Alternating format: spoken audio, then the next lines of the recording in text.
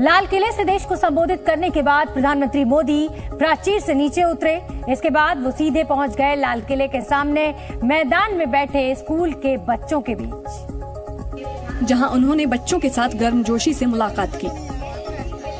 प्रधानमंत्री मोदी ने हाथ उठाकर बच्चों का अभिवादन स्वीकार किया। बच्चे भी प्रधानमंत्री मोदी से मिलकर काफी खुश नजर आए। पीएम मोदी ने बच्चों से देशभक्ति के नारे भी लगवाए।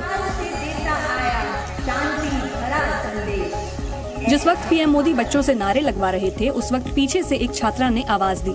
आवाज सुनकर पीएम मोदी उससे हाथ मिलाने पहुंच गए।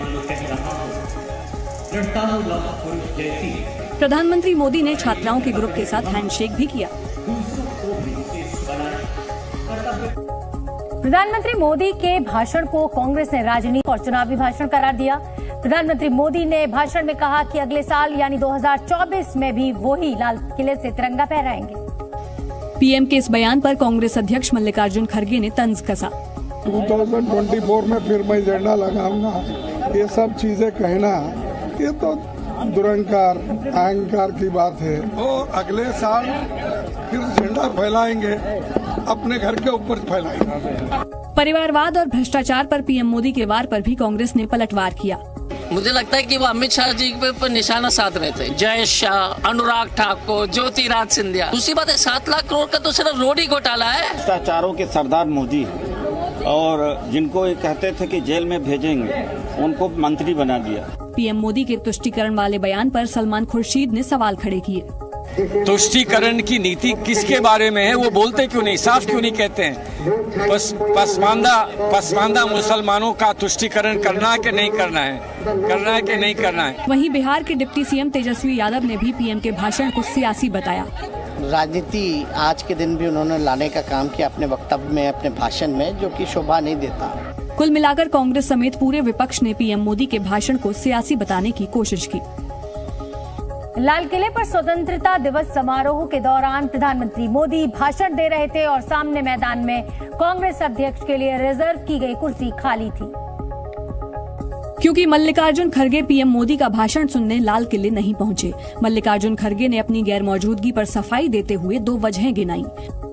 एक तो मेरे आंखों का थोड़ा प्रॉब्लम है। दूसरी वजह खड़गे ने बताते हुए कहा कि उन्हें अपने घर पर और कांग्रेस दफ्तर पर तिरंगा फहराना था, लेकिन लाल किले पर तगड़ी सुरक्षा व्यवस्था की वजह से उन्हें लौटने में देर हो सकती थी।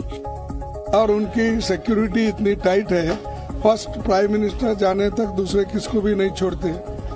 अब आजकल फिर वो होम मिनिस्टर को जाने तक फिर नहीं छोड़ते, फिर उसके बाद डिफेंस मिनिस्टर जाने के बाद, उसके बाद स्पीकर के बाद हम लोगों का नंबर लगता है। मैं यहाँ पहुँच ही नहीं सकता था। खड़गे के सफाई देने तक उनके नाम लिखी खाली कुर्सी की तस्वीर सोशल मीडिया पर वायरल हो चुकी थी।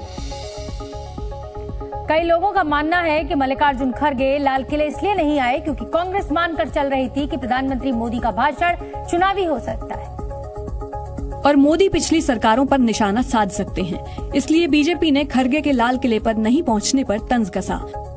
शहजाद पूनावाला ने ट्वीट कर निशाना साधा। सूत्र कह रहे थे कि खड़गे जी अस्वस्थ हैं, इसलिए स्वतंत्रता दिवस समारोह में नहीं आए, लेकिन मैं ये देखकर खुश हूँ कि वो बहुत जल्दी ठीक हो गए और कांग्रेस मुख्यालय पर स्पीच दे रहे हैं। तो उन्होंने आज देश के 140 करोड़ लोगों का अपमान किया है। बीजेपी ने खड़गे को घेरा तो कांग्रेस नेताओं ने भी पलटवार करना शुरू कर दिया। भाजपा के कितने विधायक, कितने सांसद नहीं वहाँ पहुँचे? उनको भी तो इन्विटेशन था, नहीं पहुँचे वो। कुछ मंत्री नहीं पहुंच पाए, तो क्या वो स्वतंत्रता दिवस नहीं मना रहे? आप पार्लियामेंट में ऑपोजिशन को बेइज्जत करते हो, देश भर में जो है देश को तोड़ने का काम कर रहे हो, तो हम क्यों बात करें आपसे? यानी कांग्रेस के नेताओं ने बयानों में लाल किले पर खड़गे की गैर मौजूदगी की असली वजह बता ही दी।